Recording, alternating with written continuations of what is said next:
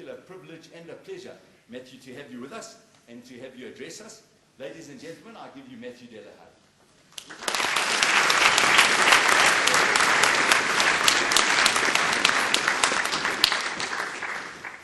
Good morning.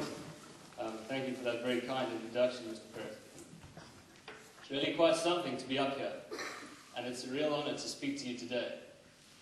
I was scrolling through my Twitter timeline this morning and saw that 50 years ago today, Martin Luther King gave his I Have a Dream speech. There's no pressure.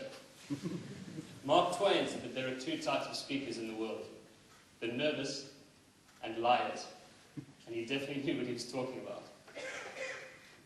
I want to encourage you to set goals, but not to let your life be ruled by them. To find out who you are and then believe in yourself.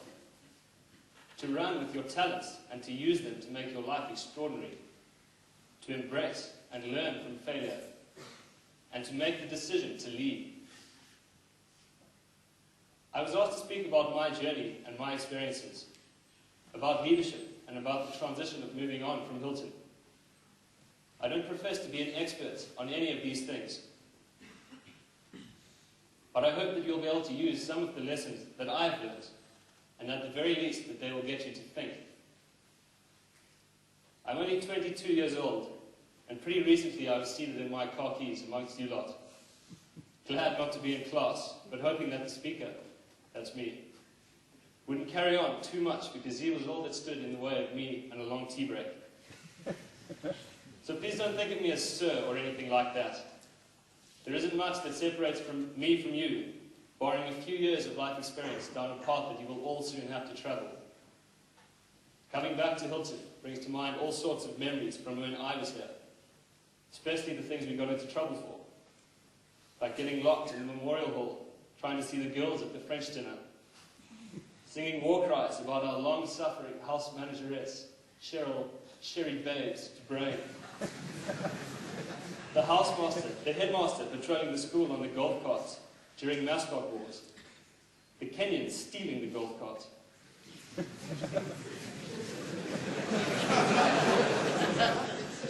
throwing kumquats at Falcon and breaking their head of house's windows. And a particular night after lights out, when Rupert Grantham ran into something in the B-dorm corridor and grabbing it by the nipples, shouted, "Who the fuck is this?" The response to which was, "It's Mr. Morgan."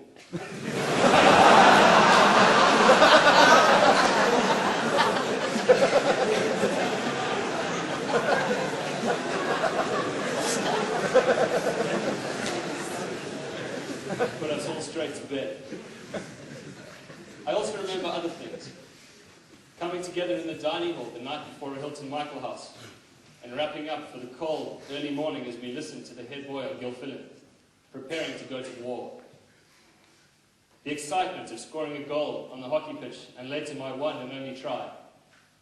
Mr. Ramnarayan and Matt Michael were our very amenable coaches. I remember one rugby practice when told to do laps. We all said that, perhaps, sir, maybe we shouldn't do the laps today. To which Mr. Ramnarayan said, "Yeah, okay, we'll do the laps now."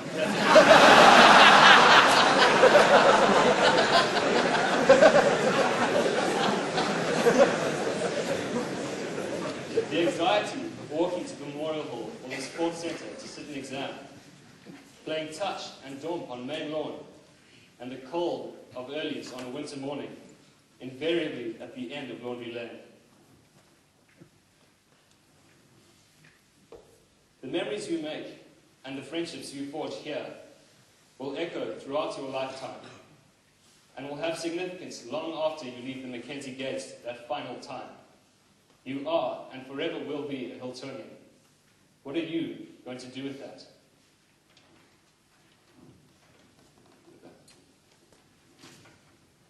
Driving into Hilton, I'm always reminded of John Hodgson's words.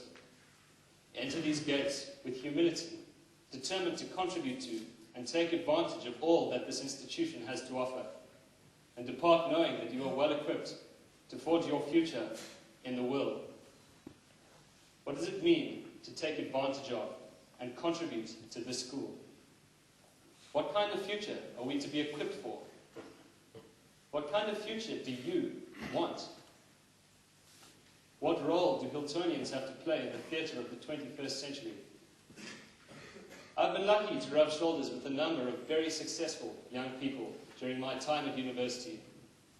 And a striking thing about them is where many have come from. I've often sat listening to people's stories, feeling guilty about how easy my life has been. From the children of single domestic worker parents to the accidental son of a prostitute, people have made it despite extraordinary odds. One remarkable guy lived through the Rwandan genocide, saw his brothers murdered, family members raped, and his mother taken away to a military camp in Kigali. He fled Rwanda as a refugee, setting off on foot. He got to Mozambique and whilst working as a waiter, spoke to someone who suggested it was a good idea that he carry on to South Africa. Working as a car guard in Durban, he taught himself to speak English. And by sitting in an office and refusing to leave, he got a place at UKZN, graduated with a degree in physics, and was subsequently selected as a Mandela Rhodes Scholar. I think that these people's stories teach two things. Firstly, that anyone can make it. You can succeed regardless of where you come from or what challenges you face.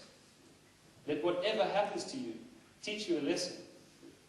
Look to the positives in every situation and never, never let your circumstances dictate to you and where you want to go. And secondly, there is no reason that you can't achieve anything that you set your heart on. I had a conversation last year with a past head boy who was at UCT, which really ticked me off. I stood sipping harder and harder on a beer as he told me he intended to leave South Africa because as a white male he was not going to make it in the working world. I felt like shaking.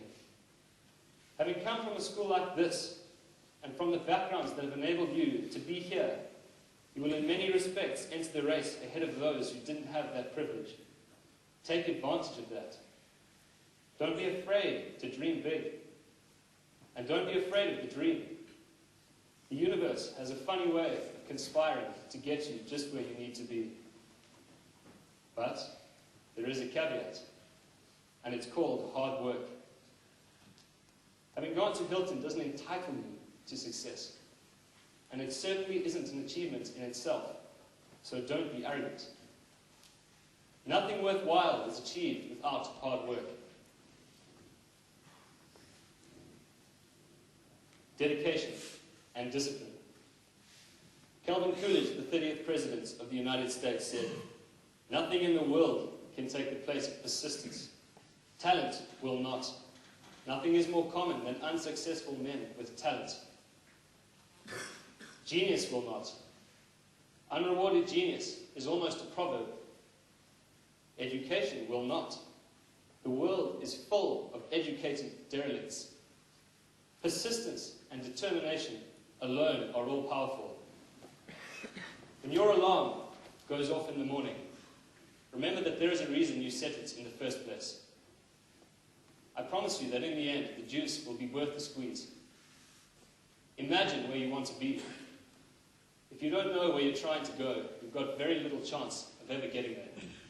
Alice from Alice in Wonderland asked the Cheshire Cat, "Would you tell me, please, which way I ought to go from here?" "That depends a good deal where you want to get to," replies the cat. "I don't much care where," says Alice. "Then it doesn't much matter which way you go.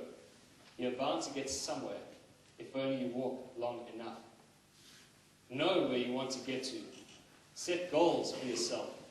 Write them down, read them often, pin them on your desk if you have to, but don't stop working until you've crossed them off. But goals can become dangerous things. As essential as they are, don't let them rule your life. They can suck the joy out of their own achievement when you become absorbed by them. Enjoy the journey. Allow yourself to feel the joy of getting whatever it is you've been working for. Happiness is not a state to arrive at. It is a means of traveling. So often I have failed to appreciate and enjoy the moment because the minute I got there, my sights had moved on to the next big thing. Thinking that if I could just get that, then I would be happy. their very nature exist in the future. In a future that does not and never will exist. All that is ever real is this very moment, right now. I wish I had learned this earlier.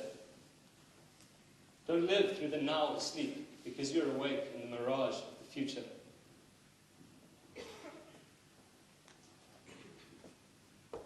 I'd like to weigh in here and say a thing or two about failure. I'm talking about real failure, not the failure to get the bread and milk. If you set goals for yourself and ever try to do anything worthwhile, you're bound to come up short at some point. If you have never failed, you're not dreaming big enough. The failures of some of history's most successful people are remarkable. Soichiro Honda failed to get a job at Toyota as an engineer. Walt Disney was fired by his editor and told that he lacked imagination and had no good ideas. One of Thomas Edison's teachers told him that he was too stupid to learn anything. Churchill was defeated every time he ran for public office until he was elected Prime Minister. Marilyn Monroe's contract wasn't renewed because she wasn't pretty or talented enough to be an actress. And the Beatles were rejected by a record label who said they didn't like their sound and that guitar music was on the way out. And finally, Michael Jordan, who was dropped from his high school basketball team and who went on to win the most valuable player in the NBA 6 times. He had this to say: I have missed more than 9,000 shots in my career. I've lost almost 300 games. On 26 occasions, I've been entrusted to take the game-winning shot, and I've missed. I have failed over and over and over again in my life, and that is why I succeed. Failure can be good. You can either let it, and the fear associated with it, sap your energy and self-belief, or you can use it to your advantage. Let it motivate you, let it move you forwards, rather than frightening and holding you back. I've suffered a number of failures in my lifetime that in hindsight have made all the difference. I was bleak to be dropped from ASET Maths, but went on to get 88% for matric. I wasn't selected for the exchange program. I was dropped from the A hockey side. I have a rich history of failure. I applied to Oxford twice, once straight after school, and once more during my degree. I didn't get in, but I knew that I was good enough, and I wasn't prepared to pass up on a dream. I saw what I needed to do, thought through a plan, and executed it.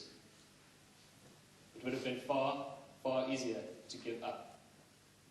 Remember Churchill's words: failure is not fatal, and success is not final. It is the courage to continue that counts.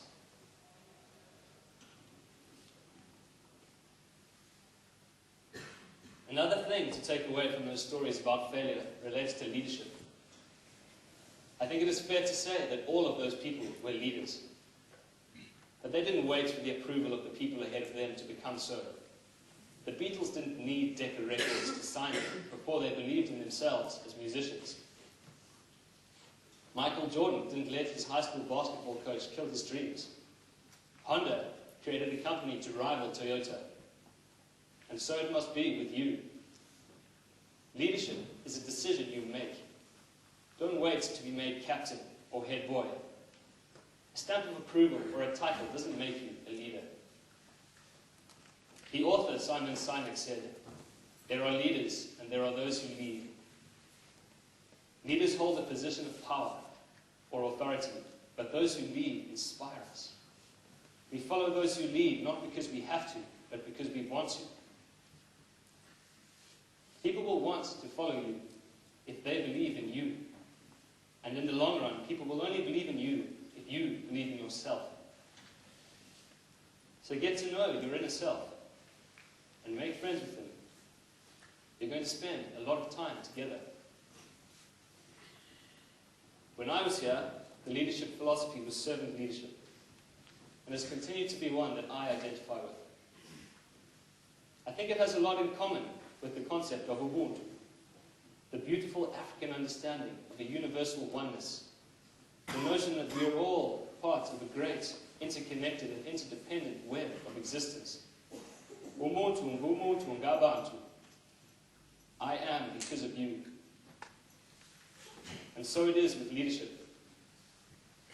A leader draws his power from the people he is leading. And with that power comes responsibility. I think it is a responsibility to serve. Guys in the back few rows, and particularly the Form 4s, you will soon be elevated to positions of leadership, whether you like it or not. You will be responsible for leading this college, and you should be accountable to the rest of the school and the wider Hiltonian community as you set the tone for this place and have the largest impact on the incoming group of Form 1s who will go on to do just the same.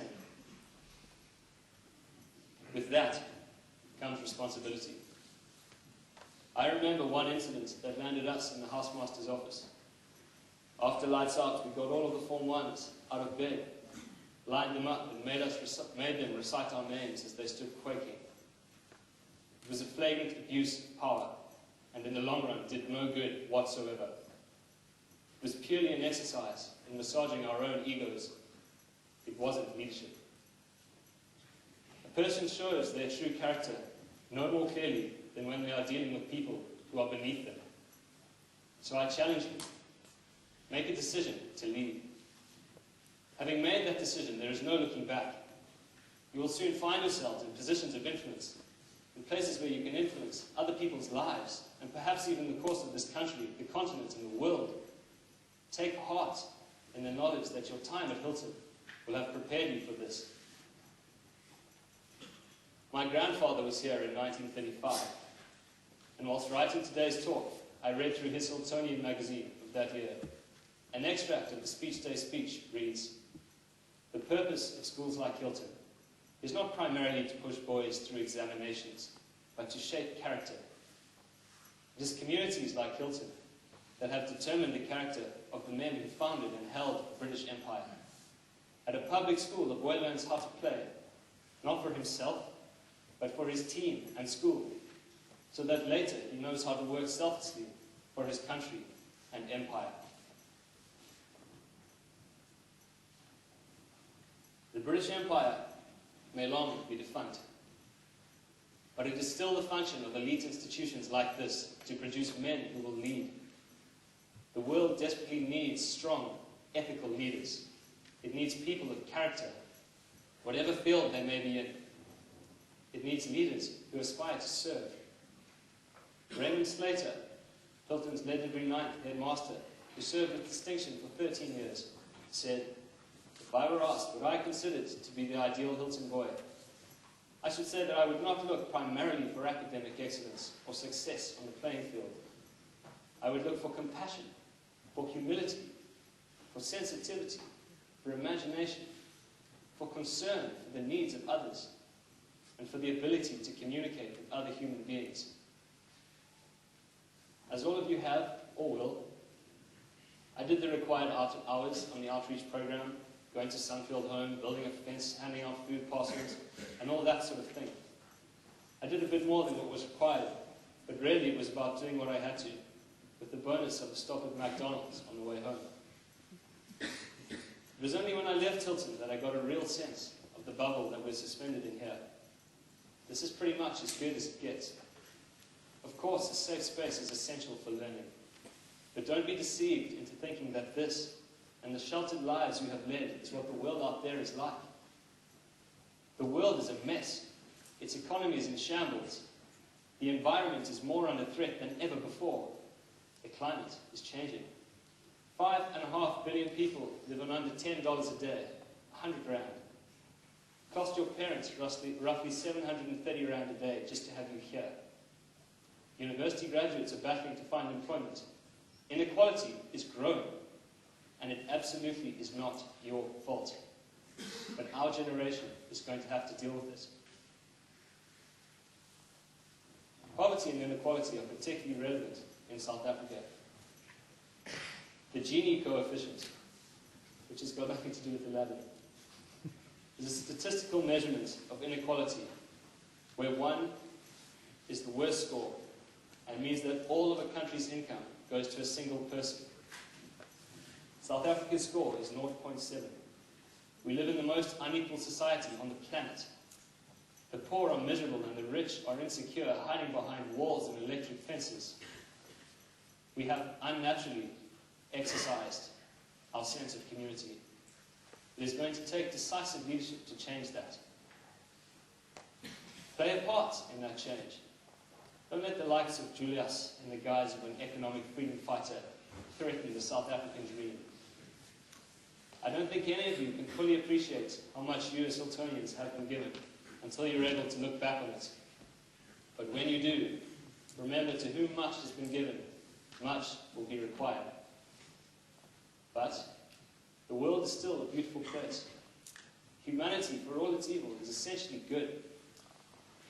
Wherever there is darkness, you need but scratch beneath the surface to find smoldering hope. I made a decision to serve interests greater than myself, and that has made all the difference. It's taken me from the halls of the White House to a remote village in the hills of India, from the Cape Flats to Oxford.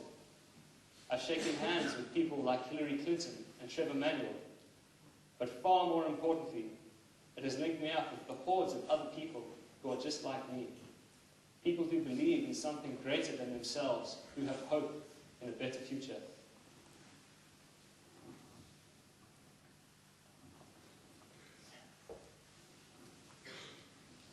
You'll leave school and dive headfirst into tremendous freedom. The only rules you have to worry about breaking are the ones that will land you in jail. Nobody is chasing you along. There are no matrics giving you punishment, no teachers to check up on your homework. You're free to drink as much as you want, to smoke whatever you feel like, and to play golf at any time of the day. Just remember that a cigarette is a lot like a hamster, perfectly harmless, until you put it in your mouth and set it alight.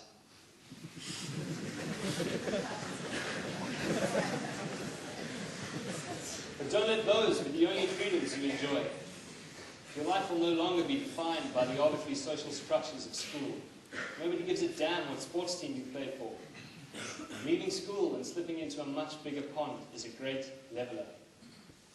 You may briefly be at the bottom again if you go into a res environment, but soon all that hierarchy is forgotten. Suddenly you are free to be whatever you want to be, to do whatever you want to do, make new friends, fall in love, get your heart broken, and learn that you actually don't hate Michael House. You'll face university workloads for one subject equivalent to the whole of matric. Your marks will drop by 20%. You'll find out just who it is you are, what you are passionate about, and what will make you happy. Pursue that with all your energy. The world out there is unforgivingly competitive. The only way you'll come out on top is if you're doing what you want to be doing. Don't be confined by the way things are supposed to be. You'll realize that things are the way they are because the people who have gone before you have made them so. People just like you. Once you've realized that, the immense possibilities of your life become clear. What the world needs now is unconventional thinkers. So consider why you are doing what you are doing. The reason you come up with is because it's the way it's always been done, or because it's the way to make a lot of money. And you probably shouldn't be doing it. Don't let norms dictate to you. You can change them, because there is nothing inherently real about them in the first place. They are only normal because other people follow them, many of whom have never stepped back to consider why.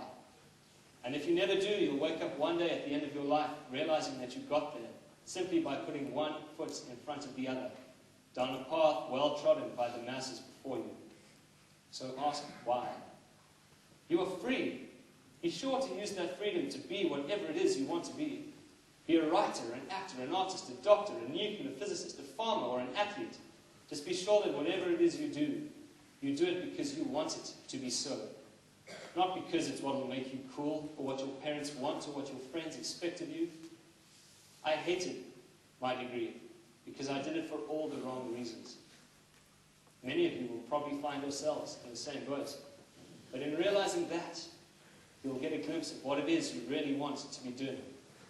So stick it out, and then do that. Sport is always a contentious issue, but I think Neville Nuttall provides some perspective in his book, Lift Up Your Hearts, which is a history of the college's first 100 years. The Hilton boy seems to play his games with verve and steady determination, but he has not the dedicated professional win-at-all-costs attitude which one finds at representative sports of all levels today. The machine-like quality which makes the results of matches a certainty is not to be found here. The boys seem to take their defeats as philosophically as their successes, and the enjoyment of the game would appear to be the main reason for playing. The place to start realizing this freedom is right here when you're young and learning, and you've got the best facilities in the world at your fingertips. Mansa, the 5th headmaster, said of education, education should be a process of drawing out all the latent talent that is in us. That's a challenge to the staff as much as it is to you. Provide the space for people to do what they are good at, and respect them for it. The world doesn't need more carbon copies of what other people think success is, or people who think themselves failures because they didn't measure up to those criteria. Remember Einstein's words, if you judge a fish by its ability to climb a tree, it will go through its life thinking it is stupid. The world is an incredibly diverse and divergent place, and therein lies our greatest potential. Make Hilton a training ground for this sort of successful person, for men of character and substance. I return to Slater once again. However, the classroom and the playing field, mathematics and rugby, or if you like, history and cricket, do not make up the sum total of education. The first aim, the major priority of all schools, and above all of an independent school like this, must be the development of young men of character and integrity who will go out into society and exert an influence for good in whatever field they may spend their lives. Personally, I am not interested in Smith Minor, the dashing wing three-quarter, a crafty leg spinner, or a potential first-class matriculant. I am interested in Smith Minor, the person, the boy with his own particular background, abilities, difficulties, ambitions, fears, and hopes.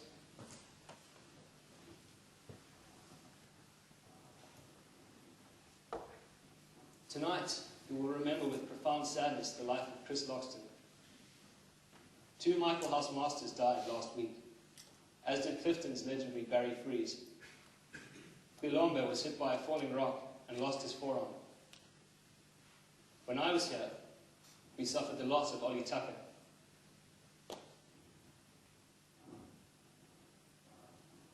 An amazingly bright star who died after collapsing on a hockey pitch just weeks after getting to Oxford, and the tragic death of my English teacher and friend, Mr. Feenstra, after a walk out on the estate. They could have been me or any one of you. Let these tragedies cause you to reflect on just how fleeting life really is. And may that be a catalyst that spurs you on to grabbing each day in the profound knowledge that you are alive, and that is by no means guaranteed. In 1921, Hilton closed for 3 months and lost 4 boys to an outbreak of enteric. But the college pulled together, and the next 10 years witnessed a period of unprecedented progress, of which William Falcon said, "It was as though the school had been purified in some way by the trial through which it had passed." Let it be written of you that it was during your years here that Hilton found its feet after a troubled period and took a new turn towards greatness. May all of you be able to say, as Falcon did, "It is that spirit about the place which makes me say it is good to be at Hilton." If you take advantage of what this place has to offer, you will indeed leave here well equipped to forge your future in the world. So take advantage. Set goals, but don't let them rule your life. Work hard. Embrace and learn from failure.